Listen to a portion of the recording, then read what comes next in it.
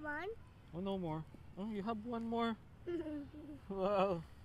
So many.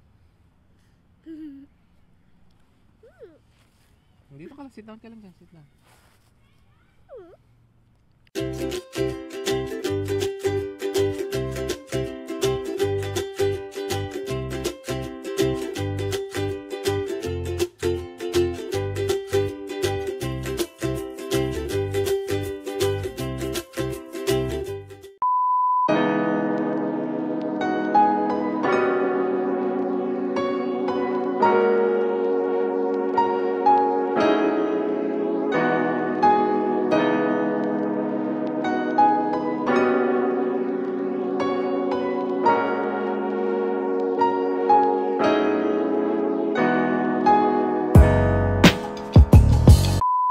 Yo! What's up sa inyo guys?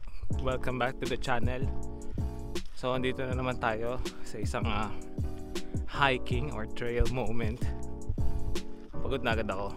So andito kami sa Odell Park. Naglalakad-lakad ulit. Pampabawas ng taba-taba. Kwento ko ngayon sa inyo yung about work. Pag-usapan natin yung tungkol sa trabaho. So kung hindi po kayo nakaka-subscribe sa channel ko, please do subscribe and share para dumami tayo dito. Let's talk about work.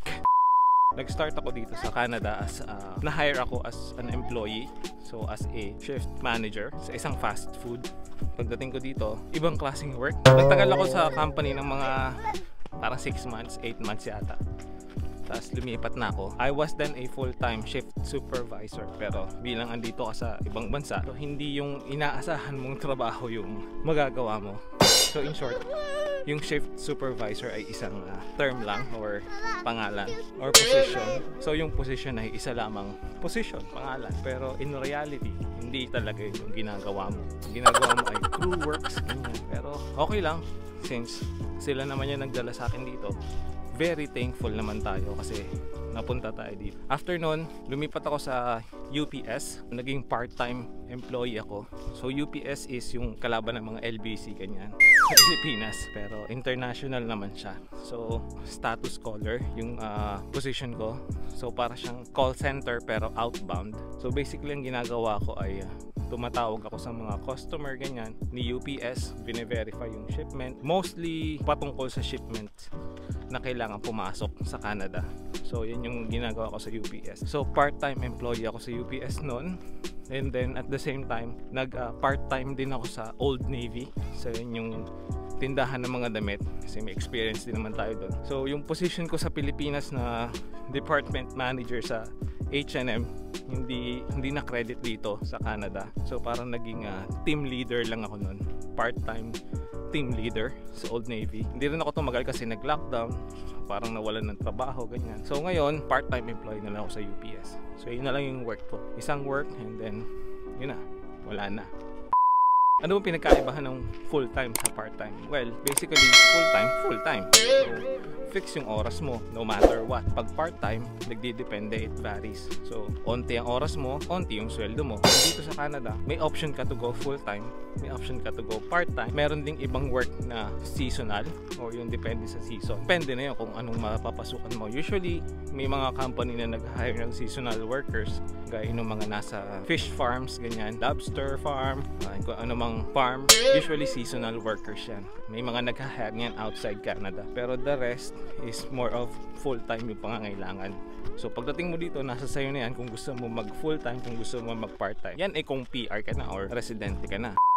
Ano bang advantage at disadvantage ng full-time sa part-time sa seasonal? Kung full-time ka, syempre secured yung sweldo mo, fix yung sasahurin mo monthly, alam mo na yung kikitain mo. Part-time ka, magdidepende yan sa kung ilang oras ibibigay sa'yo ni company. Konting oras, konting sweldo. So baka kapusin ka sa budget. Pero may freedom ka naman sa oras mo. Magagawa mo kung anong gusto mo, ganyan.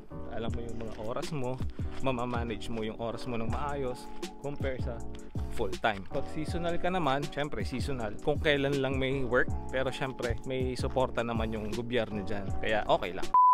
Another downside ng pagiging hindi full-time, pag kukuha ka na ng bahay, ganyan, o kukuha ka ng sasakyan, so may impact yan sa credibility mo as a tao dito sa Canada. Kasi magbe-base sila kung kaya mo bang bayaran yung mga ganyan. So maraming factor ang kino-consider kung ayaw mo na mag full time. Pero in my case, nag part time ako kasi yung asawa ko ay nag-decide mag full time sa kanyang work. So hinayaan ko na siya na lang muna ngayon mag part time. Mag full time. Ako na lang mag part time kasi magto 2 years na rin naman ako dun sa UPS. Complete benefits din naman. Okay na rin kahit papano. So may isa kaming full time, ako yung part time, and ako yung may hawak ng benefits. Yung ibang company kasi kahit full time ka, hindi sila nag-o-offer ng benefits.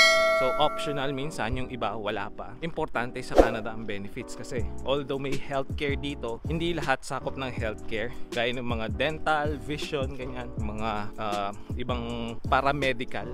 So hindi sakop ng ng health benefit yon. Kaya mas maganda na meron kang insurance. Kung mag-decide kayo pumunta dito, for sure full-time or seasonal lang yung makukuha yung work employment, or kung sakaling man nagaling kayong student, nasa sa inyo yan kung gusto nyo mag part-time o full-time.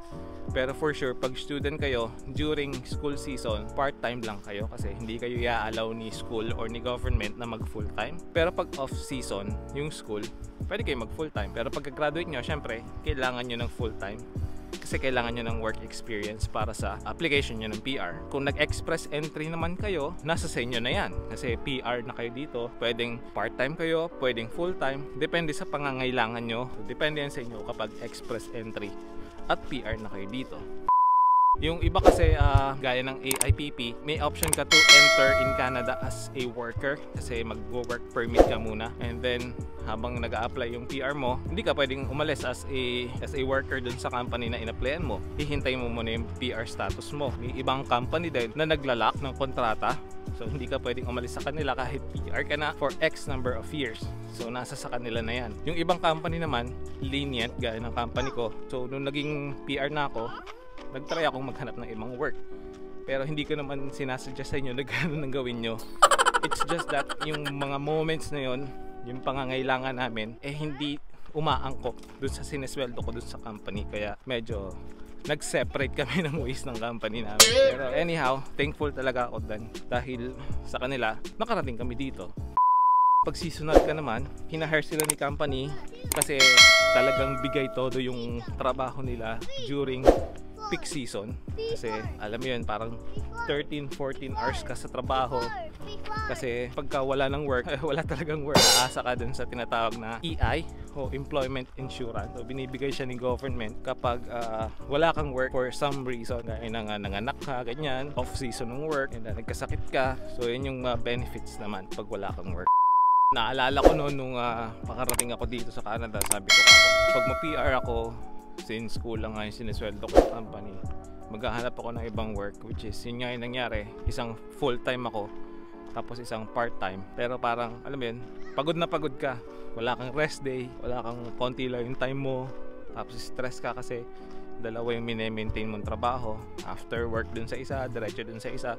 Alam mo yun, parang pinunta ko ba dito is para magtrabaho lang. Dapat alamin lang natin kung ano ba yung goal natin sa buhay. Trabaho lang ba na magtrabaho para magkapera, o pumunta dito para ma-enjoy yung buhay.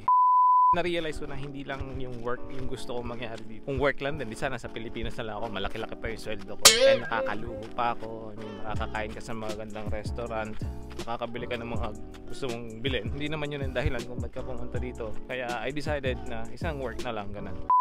Yun yung moment sinabi ko sa sarili ko na sige, mag-focus na lang muna ako dito sa UPS kasi kahit part-time ako dito, sila yung nagbibigay sa amin ng benefits. Sobrang ganda ng benefits. I mean, wala kang binabayaran. Covered yung buong pamilya mo. Dental, vision, discount sa gamot. Tapos, pwede kang magpa-Cairo, pwede kang alam mo, pag nagkaroon ka ng rayuma. Ang daming maganda. Tapos, Monday to Friday, off ka ng Sabado, Linggo. Alam mo yun, sobrang dami mong time sa pamilya mo. Mas may enjoy mo talaga yung nandito ka kay Canada or nandito ka sa Canada. Yun yung pinili ko.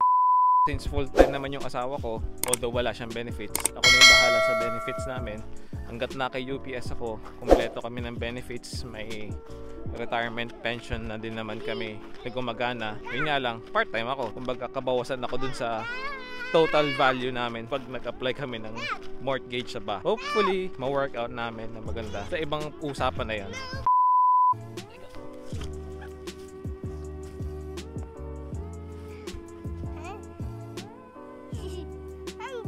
Are you hungry?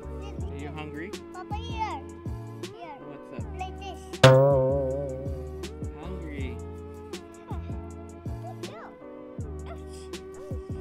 chocolate.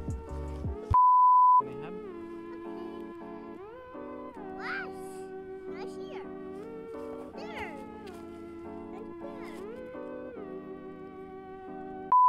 So gaya ngayon guys, Friday ngayon. No, don't back. Put it back. Gaalauna ng hapon, 1 p.m. 4 p.m. pa yung pasok ko, 4 to 9. Siyempre, ang dami kong time para makapag-bonding dito kay Tyler. Makapag-ayos ng bahay and everything. Pagpapalit mo ba yun? Andito na ako, andito na kami. Ano ba naman yung mawalan ka ng ilang dollar? Yay.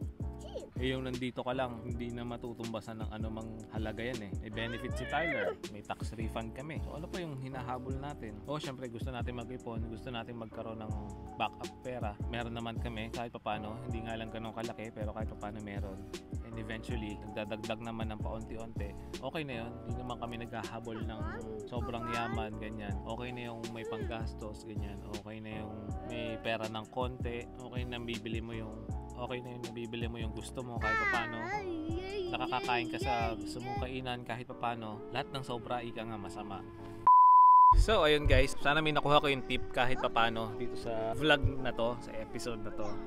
All about work. So susunod na vlog ulit guys. Maraming salamat sa panonood. Uuwi na kami. Makapagluto muna ng kakainin. Pananghalian. See you guys soon. Thank you for watching. Stay safe. It was COVID. God bless everyone. See you.